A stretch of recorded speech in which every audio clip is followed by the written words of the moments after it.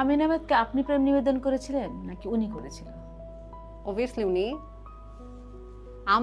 তো আমার থেকে অনেক সিনিয়র, আমার এত সাহসী মানে আমি no no no no way no way. কারণ হচ্ছে আমি কখনো ভাবি না যে আমার কখনো মিডিয়ার কারোর কারণ সাথে কিছু সুবর্ণা কি হবে। আসলে অন্যের জন্য নিজেকে পরিবর্তন করতে বেশি ভালোবাসে? আপনি বললেন যে যে কাজিনের সাথে আপনার বিয়ের কথা ছিল, তার জন্য আপনি বিয়ের নিজেকে কথা ছিল না, বিয়ে হয়েছিল, হয়েছিল, তার জন্য আপনি নিজেকে তৈরি করছিলেন।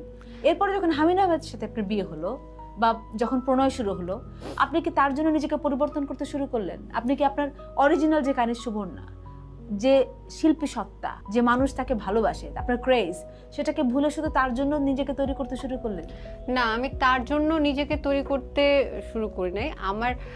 তার সাথে আমার বুঝার একটা ব্যাপার আছে না, একটা পার্সনকে বুঝার ব্যাপার, যে মানে আমি নাকি আপনার ভালোবাসায় আপনাকে মনে হচ্ছে যে সে তার সাথে এখন এটা করা উচিত, এটা করলে হয়তো তার ভালো হবে বা পরিবারের ভালো হবে, এই সব অন্যের ভালো দিক না চিন্তা করতে গিয়ে কেন সেও আমি মানে আমার ভালোবাসা, আমি তো তার ক্যারিয়ারে কোনো প্রবলেম করি নাই, বাট এমন না যে আমিন আহমেদ তখন যা ছিল আমার সাথে সম্পর্কে জড়ানোর পর তার ডিমোশন হয়েছে বা তার কোনো স্যাক্রিফাইস করতে হয়েছে, তার কোনো ধরনের তাকে দেখে কারো মনে হয়েছে যে না তার লাইফ শেষ হয়ে গেল বা কিছু একটা, এটা ও করতে পারছে বিকজ আই ওয়াজ সাপোর্টিভ।